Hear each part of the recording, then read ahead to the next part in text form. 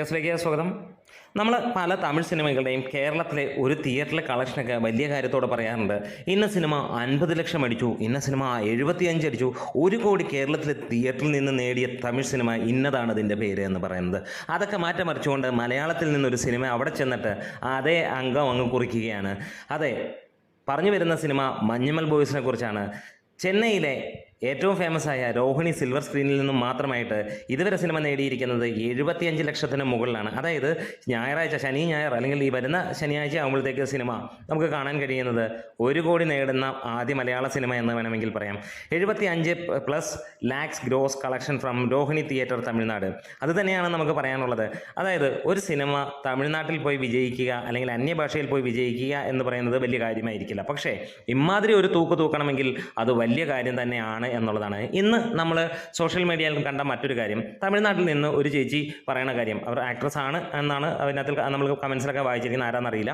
എന്തായാലും അവർ പറയുന്നു ഞാനും ഒരു മലയാളി താനേ എന്നൊക്കെ പറഞ്ഞിട്ടാണ് പറയുന്നത്. പക്ഷേ ഇതേപോലെ ഒരു ചിന്ന പടം വന്നിരിക്കുന്നത് മഞ്ഞുമൽ ബോയ്സ് എന്ന് പറയുന്നു.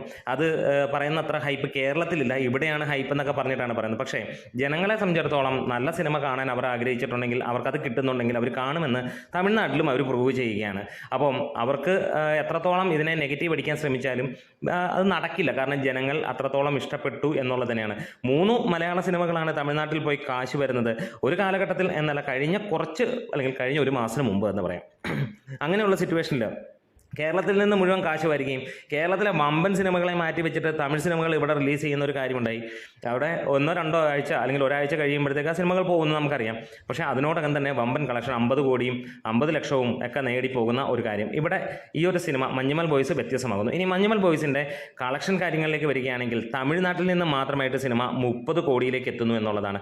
15 ദിവസം കൊണ്ട് 25.5 കോടി ഒഫീഷ്യലായിട്ട് സിനിമയുടെ വന്നിട്ടുണ്ടെങ്കിൽ 16ാമത്തെ ദിവസത്തെ കളക്ഷൻ 2 കോടി 85 ലക്ഷത്തോളം രൂപയാണ്. അങ്ങനെ 16 ദിവസം കൊണ്ട് സിനിമ നേടിയിരിക്കുന്നത് 28 കോടി 35 ലക്ഷം രൂപയാണ്. 17ാം ദിവസം ഇതിന് മുകളിലുള്ള കളക്ഷനാണ് എന്നുള്ളതിന് യാതൊരു സംശയവുമില്ല എന്നുള്ളത് തന്നെയാണ് എടുത്തു പറയാനുള്ളത്.